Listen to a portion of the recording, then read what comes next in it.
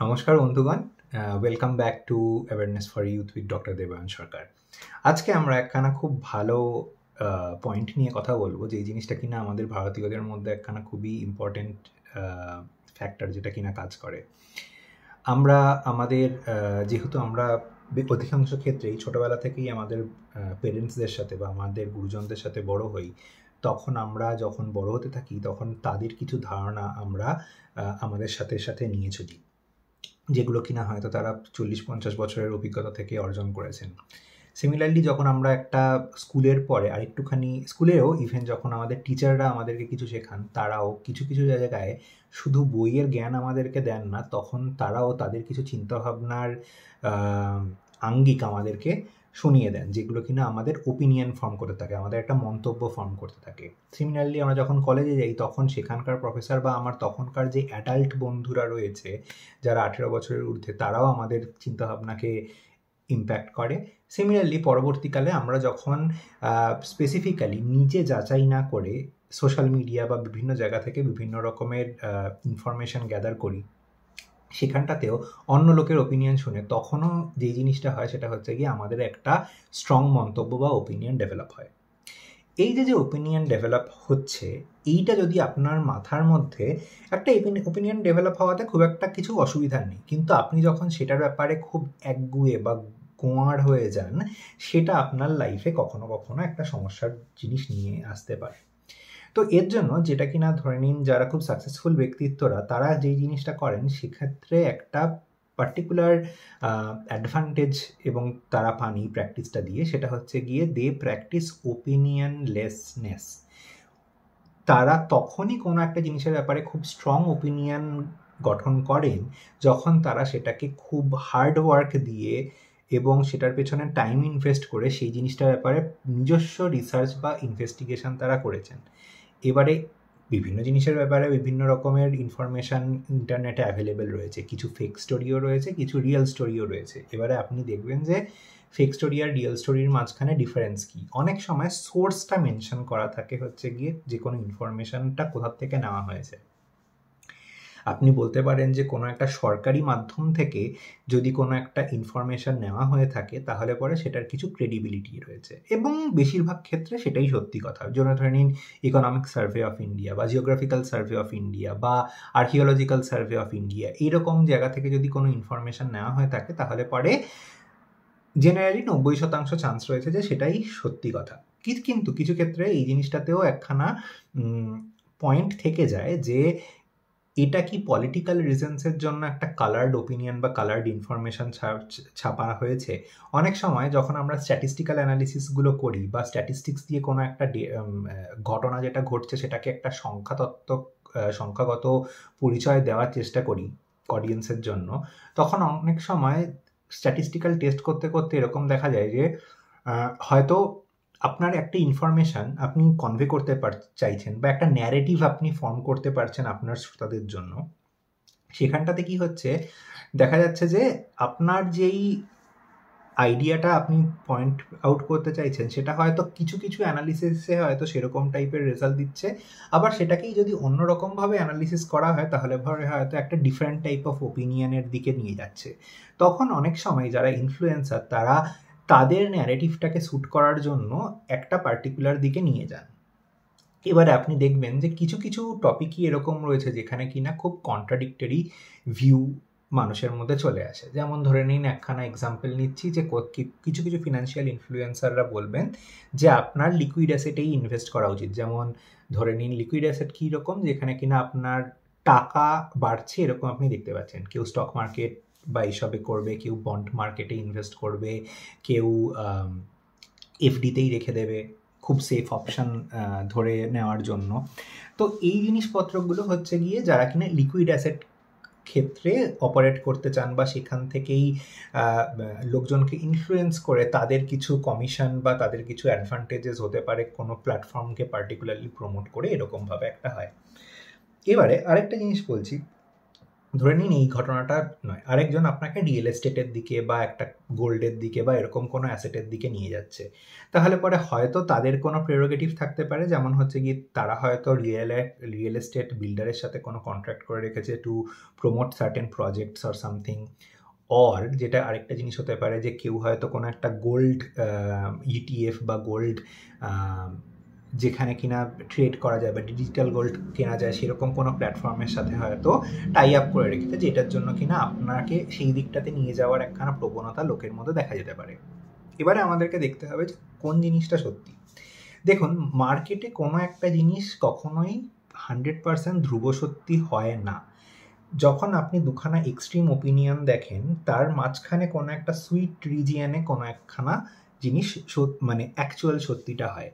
কখনোই real estate খুব খারাপ হয়ে যাচ্ছে না, কখনোই আপনার যে লিকুইড অ্যাসেট সেটাও কখনোই খারাপ হয়ে যাচ্ছে না। লিকুইড অ্যাসেটকে আমরা তখন জেনারেলি খারাপ মনে করি যখন কিনা মার্কেট ডাউন হয়, তখন আমাদের যে ইনভেস্টমেন্টটা ধরে নিন 100 টাকাটা 200 টাকা হয়ে গেছিলো, সেই 200 টাকাটা যখন আর একটুখানি কম হয় 150 বা কখনো কখনো খুব রেয়ার ক্ষেত্রে 100-রও নিচে চলে যেতে দেখা যায়, তখন আমাদের মনে দুঃখ হয় যে এটা কি হলো, ওটা আমরা বুঝতে পারছি না। কিন্তু যেই জায়গাটাতে আপনাকে নিয়ে যাওয়ার চেষ্টা করছি সেটা হচ্ছে গিয়ে এরকম কোনো ফিক্সড ওপিনিয়ন রাখা যে এই অ্যাসেট ক্লাসটাই ভালো, এই পলিটিক্যাল পার্টিটাই ভালো, এটা ওপিনিয়ন, এবং এটার ব্যাপারে একটা খুব গুরুতর স্ট্রং ওপিনিয়ন রাখা কখনোই আমাদের পক্ষে অ্যাডভান্টেজিয়াস নয়। কেন আমি সেটা আপনাকে ভালো করে বলছি। ধরে নিন আপনি একটা পার্টিকে খুব স্ট্রংলি ফলো করেন, আপনি হয়তো তার কোনো এক নেতাকে ফলো করেন এবং সেই নেতার হয়তো আপনার 100%-র মধ্যে থেকে হয়তো 60-70% আইডিওলজি হয়তো ভালো লাগে। এবারে পার্টির মধ্যে থেকে ধীরে ধীরে একটা অর্গানিক কেমিক্যাল চেঞ্জ হতে হতে দেখা যাচ্ছে যে সেইখানে সেই যে পার্সোনালিটি, তার কোনো একজন অধীনস্থ বা তার থেকে নিচে যে ছিল সে ধীরে ধীরে ধীরে পাওয়ারে উঠে এসছে এবং সে পলিসিগুলোকে খুব ভালো বা আইডিওলজিগুলোকে বেশি ইনফ্লুয়েন্স করছে। তো তখন কি হয়, আইদার আপনি খুব দেরিতে রিয়েলাইজ করেন যে না, এই ভদ্রলোক বা এই ভদ্রমহিলার যে আইডিয়াগুলো ছিল সেগুলো তো আর এখন পার্টিটা ফলো করছে না, এখন অন্যদিকে চলে গেছে। অথবা আপনি এটাও রিয়েলাইজ করতে পারেন যে হয়তো সেই ভদ্রলোক বা ভদ্রমহিলার পার্টিটাতে তেমন আর মানে ক্ষমতাই সেরকমভাবে নেই, বা এই পার্টিটার ওভারঅল যে আইডিওলজিটা সেটাই চেঞ্জ হয়ে গেছে এবং সেটা আপনার যে ওপিনিয়ন সেটার সাথে অ্যালাইন করে না। আপনি হয়তো এই জিনিসটা মাঝখানে দেখে থাকবেন, আমি ব্যক্তিবিশেষের নাম নিয়ে বলছি না, যে আমাদের ভারতবর্ষে অনেকেই আছে কারোর কারোর খুব অন্ধ সাপোর্টার হয় এবং সেটাতে তারা তাদের নিজেদের ক্ষতিকে উপেক্ষা করে তাকেই অন্ধভাবে ভক্তি বা অন্ধভাবে সাপোর্ট করার চেষ্টা করেন। এটাতে কি তাদের লস হচ্ছে? যদি আমি এই ক্ষেত্রে খুব সিম্পল ল্যাঙ্গুয়েজে ভেবে নিচ্ছি যে বেশিরভাগ লোকই এমন রয়েছে, এরকম টাইপের সাপোর্টার লোকজনের হয় যাদের, বা কোনো একটা ওপিনিয়নের সাপোর্টার হয় যেখানে কিনা তাদের কোনো নিজস্ব স্বার্থ থাকে না। কিছু লোকজন হয় যারা কিনা হয়তো সেই গোষ্ঠীসমূহ বা সেই ওপিনিয়ন রাখার জন্য এক্সট্রা কিছু পয়সা রোজগার করতে পারে এবং সেই ওপিনিয়নটা বেচার জন্য বা সেই ওপিনিয়নটা আপনাদের কাছে ছড়িয়ে দেওয়ার জন্য, পার্কুলেট করার জন্য কিছু কমিশনস পান। সেক্ষেত্রে তাও আমি বলতে পারি যে সে তো অ্যাটলিস্ট দাম পাচ্ছে সেই ওপিনিয়নটা ছড়ানোর জন্য, কারণ প্রত্যেকেরই কোনো না কোনো একটা কাজ দরকার। তো সেটা মানে সেটাকে আমি অসৎ পথে রোজগার বলবো না, তার কারণ হচ্ছে গিয়ে সে একটা কাজ করার অর্থ পাচ্ছে এবং সেইটার জন্যই সে জীবনে কিছু রোজগার কামাতে পারছে। অন দ্য আদার হ্যান্ড, যারা কিনা অন্ধভাবে কোনো একটা ওপিনিয়নকে সাপোর্ট করেন খুব ভালোভাবে নিজে যাচাই না করে, তখন সেখানটাতে এই ওপিনিয়নলেস নিয়ে একটা ওপিনিয়ন নিয়ে একখানা প্রবলেমের জায়গা তৈরি হয়।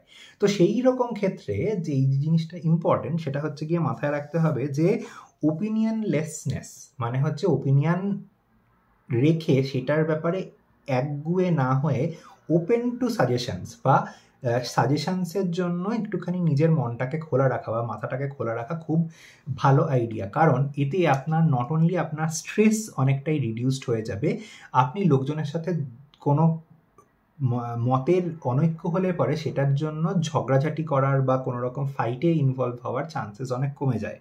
এই জিনিসটা শুধু যে স্টক মার্কেট বা অ্যাসেট ক্লাসের ব্যাপারে বা পলিটিক্যাল পার্টির ক্ষেত্রে দেখা যায় তা নয়, এটা আপনি ফিল্ম ইন্ডাস্ট্রিতেও দেখবেন যে কোনো একজন ফিল্ম স্টারের খুব ডাই হার্ড ফ্যানস হয়, যেমন কিছু লোকজন শাহরুখ খানের খুব ফ্যান, খুব কিছু লোকজন সালমান খানের ফ্যান, বা কেউ আমির খানের ফ্যান। এটা একটা জিনিস হতে পারে। কিন্তু এখানটাতে দেখবেন বা কেউ রোহিত শর্মার ফ্যান, কেউ বিরাট কোহলির ফ্যান। তো এখানে কিন্তু আপনাদের কিন্তু অ্যাজ সাচ কোনো প্রফিট এটা থেকে হচ্ছে না। এই প্রফিটটা কারা নিয়ে যাচ্ছে? এই যে ফ্যান ফলোয়িংটা যারা গভর্ন করছে তারা কিন্তু প্রফিটটা কামিয়ে নিয়ে যাচ্ছে। সালমান খান পয়সা পাচ্ছে, শাহরুখ খান পয়সা পাচ্ছে, বিরাট কোহলি পয়সা পাচ্ছে, রোহিত শর্মা পয়সা পাচ্ছে, কিন্তু আপনি কিন্তু আপনার কোনো ফিনান্সিয়াল অ্যাডভান্টেজ হচ্ছে না। এই ফলোয়ারশিপের অ্যাডভান্টেজটা কি? কারণ যতজন লোক একটা জিনিসের ব্যাপারে ঝুঁকে যাবেন তখন তারা সেই জিনিসটার পেছনেই টাইম এবং এফার্ট এবং মানি দেবেন। তাহলে পরে আপনার এই ফ্যান ফলোয়িং ব্যাপারটা বাড়িয়ে দেওয়ার ফলে যেটা আপনার লাইফে হয় সেটা হচ্ছে যে আপনি অনেকটাই আপনার লাইফের থেকে টাইম, মানি এবং এফার্ট সেটাতে ইনভেস্ট করে দেন, এবং সেটা থেকেই তাদের এই ব্যক্তি বিশেষের পয়সা বা অর্থনৈতিক লাভ হয়। এবারে একখানা জিনিস আপনাকে আগেই আমি বলেছি যে সবসময় আপনি খেয়াল রাখবেন যে হার্ড ওয়ার্ক দিয়ে যদি আপনি কোনো জ্ঞান অর্জন করেন সেটা আপনার কাছে অনেক স্টেবল থাকবে। তার মানে কি, যে এখানটাতে আপনি ধরে নিন কোনো একখানা জ্ঞান আপনি নিজে রিসার্চ করে খুব নথি বিশেষ ঘেটে মার্কেটে দাঁড়িয়ে থেকে শেখা, মানে কীরকম, আপনি কোনো একটা জানতে চাইছেন যে কোনো একটা প্রজেক্ট কীরকম হবে, এই বাড়িটা এই বিল্ডারের রেপুটেশন কীরকম, এরকম টাইপের জিনিস, বা কোনো একটা স্টক মার্কেটের কোনো একটা ইনস্ট্রুমেন্ট, কোনো একটা মিউচুয়াল ফান্ড, কোনো একটা হেজ ফান্ডের ব্যাপারে আপনি জানতে চাইছেন, তখন আপনি শুধু অনলাইন সেগুলোর রিপোর্ট, তার যেরকম ক্রাইটেরিয়াগুলোকে সেট দেখতে হয় এবং সেটাকে কি স্ট্যান্ডার্ডে থাকলে পরে সেই কোম্পানিটার প্রোডাক্টিভিটি বা উন্নতি হওয়ার চান্সেস রয়েছে আপনি জানতে পারেন, সেই সমস্ত পয়েন্টগুলোকে এভিডেন্স হিসেবে ধরে এবং মার্কেটে গিয়ে যারা ওটার বায়ার সেরকম যদি আপনি কাউকে পান, তার থেকে একখানা ফিডব্যাক নিয়ে, বা ইভেন আপনি একখানা যদি কোনো একটা জায়গায় একটা এনক্লোজারের মধ্যে কোনো বিল্ডিং হচ্ছে, তো আপনি সেখানে গিয়ে সেই প্রপার্টিটার যে দারোয়ান বা কেউ আছে বা রাস্তায় আশেপাশে যারা রয়েছে তাদের থেকেও অনেক রকমের ইনফরমেশান পেতে পারেন। সেটা হয়তো অনেক কিছুই কানাঘুষো কথাবার্তা হতে পারে, কিন্তু তাও এটা খুবই ইম্পর্টেন্ট যে আমাদের এই জিনিসটা জানা উচিত যে ওয়ার্ড অফ মাউথ বা লোকমুখে কি চর্চা চলছে। কারণ তাহলে পরে আপনি একটা ব্যালেন্সড ওপিনিয়ন পেতে পারেন যে হয়তো কাগজে কলমে সব কিছুই দারুণ, কিন্তু অ্যাকচুয়াল পাবলিক কি বলছে সেই জিনিসটাও একটুখানি জানা দরকার। তো এই জিনিসটা নিয়েই আমাদের ওপিনিয়ন ফর্ম হয় এবং আমরা কখনো কখনো কোনো একটা ওপিনিয়নের ব্যাপারে প্রচণ্ড রিজিড হয়ে যাই। যখনই আমরা রিজিড হয়ে যাই তখনই আমাদের লাইফে অনেক রকমের কমপ্লেক্স ডিসিশন মেকিং প্যারালিসিস তৈরি হয়ে যেতে পারে। কারণ আপনি সবসময় মনে করবেন, যদিও বা যখন ধরে নিন আপনার ধরে নিন রিয়েল এস্টেটের মার্কেট প্ল্যাটু করে গেছে বা স্টেবল হয়ে গেছে, খুব একটা গ্রোথ আসছে না, সেই সময়টায় কিন্তু রিয়েল এস্টেটে ইনভেস্ট করা খুব একটাও খারাপ আইডিয়া নয়, কারণ দামটা খুব তাড়াতাড়ি চড়ছে না। এবার আপনি যদি চড়তি বাজারে যদি ওখানটাতে ঢুকতে যান তখন আপনাকে হয়তো অনেক বেশি দামে কিনতে হবে। সিমিলারলি স্টক মার্কেটে যদি আপনি ঢোকার পয়েন্টটা যদি এরকম ডিসাইড করেন যখন মার্কেট খুব গ্রো করছে, তখন কিন্তু আপনি বেসিক্যালি বেশি দামে জিনিসটা কিনছেন। কিন্তু আপনার অ্যাকচুয়ালি কখন কেনা দরকার, যখন মার্কেটটা শিথিল হয়ে গেছে বা মার্কেটটা একটু নিচের দিকে হয়ে গেছে। তো টিপিক্যালি যারা কিনা স্মার্ট ইনভেস্টার্স তারা সবসময় মার্কেট যখন একটু নিচের দিকে থাকে বা মার্কেট যখন শিথিল থাকে সেই রকম সময় ইনভেস্টমেন্টটা করে থাকেন। এর মধ্যে কিছু কিছু জিনিস আপনাদের মনে হতেই পারে যে আমার তো আগে যখন শিথিল ছিল বা যখন ডিপ হয়েছিল তখন ইনভেস্ট করার পয়সা ছিল না, এখন পয়সা হয়েছে তাই আমি এখন ইনভেস্ট করছি। আর অনেক সময় একখানা ফোমোর ব্যাপারটাও থাকে, ফিয়ার অফ মিসিং আউট, তো যে আমি এখন যদি না কিনতে পারি তাহলে পরে আর পরবর্তীকালে কিনতে পারবো না। এটা কিছু কিছু ক্ষেত্রে সত্যিও হতে পারে, একদমই বলছি না যে এটা অসত্য, কিন্তু অধিকাংশ ক্ষেত্রে আপনি যদি সত্যি মার্কেটে গিয়ে যদি দেখেন যে সত্যি সাপ্লাই ডিমান্ডের মধ্যে ডিমান্ড অনেক হাই, সাপ্লাইটা কম, তখন আপনি প্রেডিক্ট করতেই পারছেন যে দাম এখন আপনি চড়া দামেই জিনিসপত্র পাচ্ছেন। কিন্তু অন দ্য আদার হ্যান্ড আপনি যদি শুধু সোশ্যাল মিডিয়া ইনফ্লুয়েন্সারদের থেকে শুনে থাকেন যে কোনো একটা জিনিসের দাম এখন বাড়ছে, তো আপনি তাড়াতাড়ি গিয়ে কিনে নিন, তাড়াতাড়ি গিয়ে কিনে নিন, ভেবে দেখুন যে তার মধ্যেও কিন্তু একটা মার্কেটিং স্ট্র্যাটেজি কাজ করছে, যে আপনাকে কোনো একটা পার্টিকুলার জিনিসের দিকে নিয়ে যাওয়ার জন্য তার টেন্ডেন্সি থাকছে। অনেক ফিনান্সিয়াল ইনফ্লুয়েন্সাররা অনেক দিন ধরে বলেছিলেন যে বাড়ি রেন্ট করুন, বাড়ি রেন্ট করুন, বাড়ি কিনবেন না। পরবর্তীকালে দেখা গেছে যে বাড়ি যদি আপনি নিজের থাকার জন্য কেনেন তাহলে পরে সেটা কিনে নেওয়াটাই অনেক জায়গাতে ভালো, যদি আপনার স্টেবল চাকরি থাকে। তার কারণ হচ্ছে যে আপনি যদি জানেন যে শহর চেঞ্জ হওয়ার খুব একটা স্কোপ নেই এবং আপনি জানেন একই শহরে আপনি অনেকদিন থাকবেন, তখন কন্টিনিউয়াসলি রেন্ট দিয়ে গেলে পরে আপনার বাড়িটাও আপনার হচ্ছে না এবং আপনি ওটাকে ইনহেরিটেন্সে আপনার বাচ্চাদের জন্য ছেড়ে যেতে পারবেন না। এবং আরেকটা যেটা আপনার প্রবলেম হবে যে শুধু যদি রেন্টে থাকেন তাহলে পরে রেন্টটা কিন্তু প্রত্যেক বছর 6 থেকে 10% রেটে বাড়বে এবং এরকম রেন্ট বাড়তে বাড়তে একটা সময় প্রপার্টিটারও দাম বাড়বে এবং প্রপার্টিটার দাম বাড়ার সাথে সাথে আরেক রাউন্ডের রেন্টটাও বাড়বে।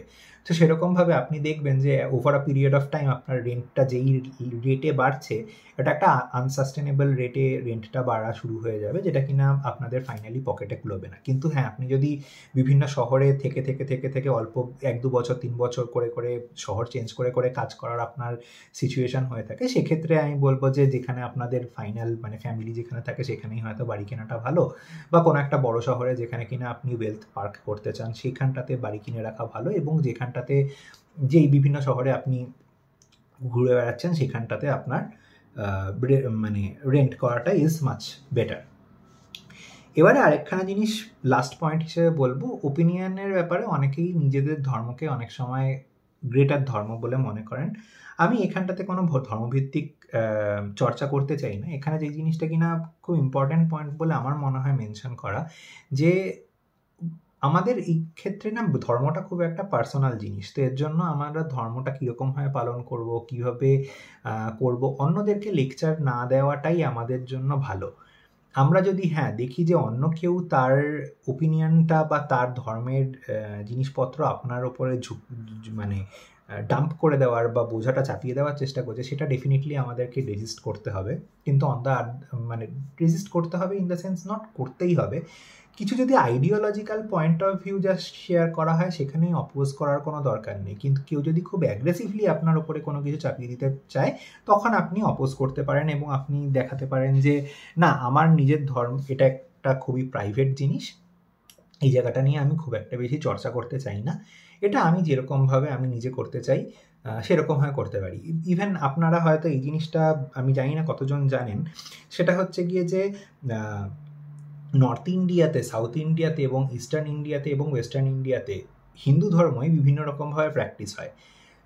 যদি মানে জ্যোতিষের নলেজ আপনাদের মধ্যে থেকে যদি কারোর থাকেন, আপনারা হয়তো দেখবেন যে আমাদের পঞ্জিকাতে কিছু কিছু দিন রয়েছে হচ্ছে গিয়ে শুভ হলে মানা হয় কোনো একটা অনুষ্ঠানের জন্য, সেই সেম দিন কিন্তু নর্থ ইন্ডিয়ান ক্যালেন্ডার বা নর্থ ইন্ডিয়ান পঞ্জিকাতে কিন্তু শুভ হিসেবে মানা হচ্ছে না। তার কারণ হচ্ছে গিয়ে ওরা হয়তো কোনো একটা অন্য নক্ষত্রকে প্রায়োরিটি দিচ্ছে যে এইটা এই কাজের জন্য ভালো, বাঙালি পঞ্জিকায় হয়তো সেটা অন্যরকম জিনিসপত্র দেওয়া রয়েছে। এই জিনিসপত্রগুলো ইম্পর্টেন্ট নোট করার জন্য এই ভ্যারিয়েশনগুলো হয়। এগুলো নিয়ে হয়তো আমি পরবর্তীকালে জানি না আমি এত ডিটেলে বা এরকম ছোট ছোট ডিটেলসের ব্যাপারে পরবর্তীকালে অ্যাস্ট্রোলজিক্যাল ভিডিওস আমি বানাবো কিনা, তবে জাস্ট আপনাদেরকে এই একটা পার্সপেক্টিভ দিতে চাইলাম যে এরকমও ঘটনা হয়। তো একই ধর্মের মধ্যে বিভিন্ন জায়গায় বিভিন্ন রকমের মতামত বা অভিমত রয়েছে, যেটা সেখানকার লোকেরা বহু বছর ধরে স্ট্যান্ডার্ডাইজড করেছে বা মানে জনগণের জন্য একখানা স্ট্যান্ডার্ড অপারেটিং প্রসিডিয়ার বানিয়েছে এবং সেটার বেসিসেই সেই জায়গাকার সমস্ত কাজকর্মগুলো হয়। আমাদের এখানকার যারা পণ্ডিত ছিলেন তারা হয়তো দেখেছেন যে একটা জিনিস একরকমভাবে কাজ করে, তখন তারা সেরকমভাবে কর্মপ্রণালী বানিয়েছেন বা স্ট্যান্ডার্ড অপারেটিং প্রসিডিয়ার্স বানিয়েছেন। তো এই জিনিসপত্রগুলোকে নিয়ে লড়াই করে আমাদের কোনো লাভ নেই। আমরা ভগবানদের মধ্যেও চর্চা না করলেই ভালো হয় যে কে মহান, কে কম মহান। যদি খুব ভালো করে যদি ঢুকতে হয় তাহলে পরে দেখা যাবে হয়তো অনেকেরই সিমিলার পাওয়ার রয়েছে, খালি ফ্লেভারটা আলাদা। তো এর জন্য আমরা ওই দিকটাতে যাব না এবং আমরা আমাদের ওপিনিয়নলেসনেসের দিকেই ধাবমান হব বা এগিয়ে যাব, যাতে কিনা আমরা এরকম টাইপের ক্লিক বেট বা সহজে ট্রিগার না হই, আমরা যাতে একটা সেন মেন্টালিটি নিয়ে এগিয়ে চলতে পারি। আমি হয়তো আমার আগের ভিডিওটাতেও বলেছিলাম যে আমি এখন পার্সোনাল লেভেলে কনসালটেশন সার্ভিসেস স্টার্ট করেছি। তো কারোর যদি কোনো একটা জিনিস নিয়ে যদি মনের মধ্যে অনেক রকমের প্রবলেম হতে থাকে এবং তারা বুঝতে পারছেন না যে লাইফে কোন দিকটাতে এগোলে পরে সুবিধা হবে তাদের, তো আপনারা ডেফিনেটলি আমার থেকে কনসালটেশন নিতে পারেন। আরেকটা জিনিস হচ্ছে গিয়ে যে এই ভিডিওগুলো আমি যথেষ্ট ইনফরমেশন দিয়ে ডেভেলপ করানোর চেষ্টা করি, যাতে কিনা বিভিন্ন ক্ষেত্রের লোকেদের মাথার মধ্যে যদি কোনো একখানা মেন্টাল ব্লক বা কোনো একটা ওপিনিয়ন বায়াস তৈরি হয়ে গিয়ে থাকে, সেটার থেকে যাতে আমি তাদেরকে হ্যান্ডহোল্ড করে যাতে বের করে আনতে পারি। তো সেই উদ্দেশ্যে আপনারা যদি মনে করেন যে এই ভিডিওগুলো অন্য কারোর সাথে শেয়ার করলে পরে খুব সুবিধা হবে, আপনি যদি কোনো একজন ব্যক্তিকে জানেন যার কিনা খুব স্ট্রং ওপিনিয়ন্স রয়েছে কোনো জিনিসের প্রতি, তাহলে কি তাকে এই ভিডিওটা পাঠান এবং তাকে বোঝানোর চেষ্টা করুন যে there is advantage or there is benefit of opinionlessness.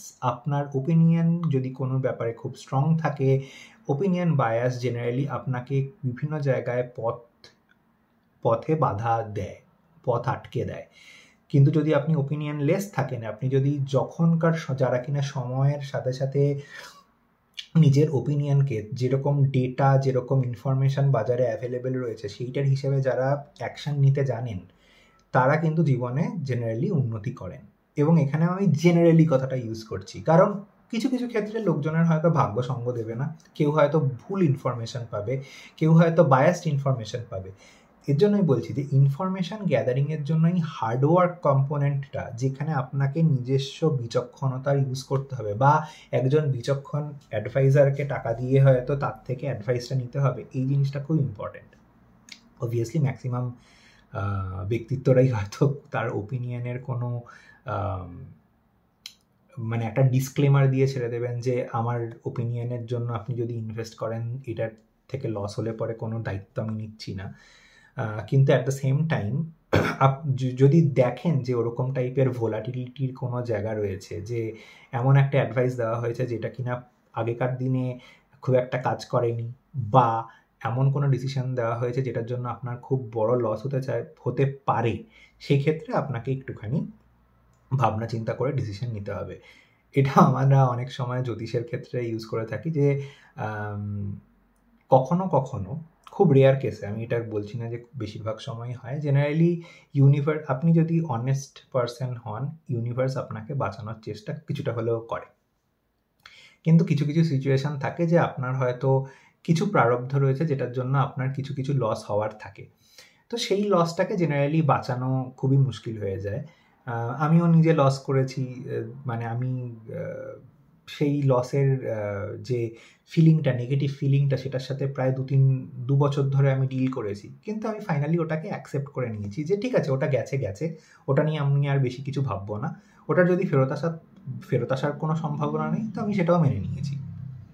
তো সেরকমভাবেই এই জিনিসটাকে আপনাদেরকে মেন্টালি প্রসেস করতে হবে যে আমরা কোনো একটা ওপিনিয়ন নিয়ে বা কোনো একটা জিনিসের পেছনে একটা খুঁটি ধরে শক্ত করে বসে থাকবো, সেরকম টাইপের মানসিকতার দিকে যাতে আমরা এগিয়ে না যাই, এবং সেটাতেই আমাদের ভালো হবে। আমরা লোকজনের সাথে কথা বলবো, আর্গুমেন্টেটিভ হব না, আমরা তাদের সাথে লড়াই ঝগড়া করতে শুরু করবো না আমাদের ওপিনিয়নের হিসেবে। সে তার ওপিনিয়নটা এক্সপ্রেস করুক, আপনার যদি কোনো স্পষ্ট ওপিনিয়ন থাকে সেটার ব্যাপারে, আপনি সেটাকে খুব শান্ত মতে জানিয়ে দিলেন, কিন্তু বললেন যে আমার এটা এইরকম, আমি ইনফরমেশান গ্যাদার করেছি, আমার এরকম জিনিসটা মনে হয়, আমার মনে হলো আপনি এই লাইনে কিছু বলতে চাইছিলেন, আমার এই জিনিস, আমি ইনফরমেশান যেটুকুনি গ্যাদার করেছি তাতে আমার এই জিনিসটা মনে হয়। আপনি এবার ভেবে দেখে নিন, আপনার যদি দরকার মনে হয় যে আমার সোর্সটা ক্রেডিবল, আপনি নিজের থেকেও গিয়ে পড়াশোনা করে নিতে পারেন। আর যদি মনে হয় আপনার যেটা ওপিনিয়ন সেটাই বড়, তাহলে পরে আপনি আপনারটাই ফলো করুন, এটা নিয়ে কোনো অসুবিধা নেই। তো এই বেসিক টেমপ্লেটটা আপনাদেরকে দিয়ে আমি আজকে এই ভিডিওটা শেষ করতে চাই। আশা করি ভিডিওগুলো আপনাদের লাইফের অনেক রকম বন্ধ তালাগুলোকে খুলে দিচ্ছে এবং ধীরে ধীরে আপনাদেরকে ডিসিশন মেকিংয়ের ব্যাপারে আরও বেশি স্ট্রং করে দিচ্ছে। যদি আপনারা এই পুরো ভিডিও সিরিজটা দেখেন তাহলে অনেক সময় আপনাদের অনেকগুলোই জট খুলে যাবে, সেক্ষেত্রে কোনো ডাউটের কোনো জায়গাই নেই। আমি পরবর্তীকালে আরও বিভিন্ন রকমের ছোট ছোট পয়েন্ট নিয়ে আসবো যে এই জিনিসপত্রগুলোর ব্যাপারে মানুষের জেনারেল ভ্রান্তি রয়েছে, সেই জিনিসপত্রগুলোকে নিয়েও ডিসকাস করব। তো তখন আমরা এই জিনিসটাকে নিয়ে আরও ডেপথে যাব যে মাইনিউটেস্ট অফ দ্য মাইনিউটেস্ট কোন কোন জিনিসপত্রগুলো হয়তো মানুষের ভ্রান্তি রয়েছে, তাদের সামাজিক বা দেশের থেকে হয়তো ভুল এক্সপেকটেশন রয়েছে, সেই জায়গাগুলো কীরকমভাবে কারেক্ট করা যায় সেই নিয়েও আমরা পরবর্তীকালে ডিসকাশন করব। Thank you. It's really great to be back with every one of you. Thank you so much. Thank you for sharing. Please subscribe and wonderful. Thank you. Bye-bye.